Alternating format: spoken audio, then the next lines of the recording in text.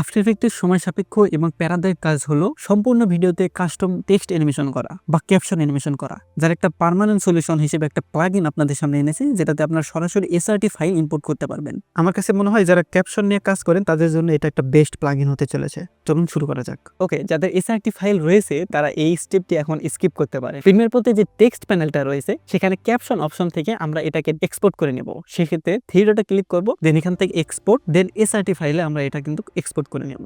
এখন after ইফেক্টে import করার জন্য আমাদের একটা স্ক্রিপ্টের প্রয়োজন হবে। স্ক্রিপ্টটার লিংক আমি ভিডিও ডেসক্রিপশনে দিয়ে দেবো, ওখান থেকে আপনার ডাউনলোড করে দেন এক্সট্রাক্ট করে নেবেন।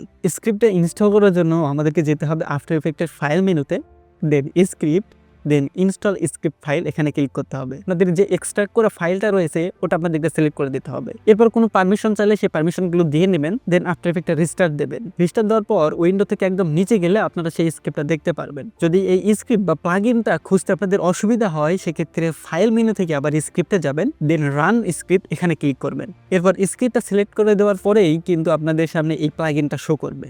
এখন আমাদের আফটার ইফেক্টে এসআরটি ইম্পোর্ট করার পালা। আফটার ইফেক্টে এসআরটি ফাইল ইম্পোর্ট করার পরে যাতে টাইমগুলো উল্টা পাল্টা না হয় সেজন্য আমাদের ফুটেজগুলো প্রিমিয়ার প্রো থেকে আফটার ইফেক্টে রিপ্লেস করে দেব। এরপর সাবটাইটেল ফাইল ইম্পোর্ট করার জন্য আমরা যে প্লাগইনটা ইনস্টল করলাম ওখানে দেখতে পারবেন ইম্পোর্ট এসআরটি বলে একটা অপশন রয়েছে, ওখানে ক্লিক করতে হবে। দেন আপনাদের ফাইলটা সিলেক্ট করে দিলে কিন্তু আপনাদের কাজ শেষ। এখন দেখতে পাচ্ছেন টাইম কোড অনুযায়ী কিন্তু অটোমেটিক্যালি এসআরটি ফাইলগুলো ইম্পোর্ট হচ্ছে। তো আশা করি যারা টেক্সট বেস কাজ করেন অথবা ক্যাপশন নিয়ে কাজ করেন তাদের এই ভিডিওটি হেল্পফুল হয়েছে। যদি ভিডিওটি হেল্পফুল হয় তাহলে অবশ্যই সাবস্ক্রাইব করতে ভুলবেন না। দেখা হচ্ছে নতুন কোনো টপিকে নতুন কোনো ভিডিওতে। ততক্ষণ ভালো থাকুন, সুস্থ থাকুন। আসসালামু আলাইকুম।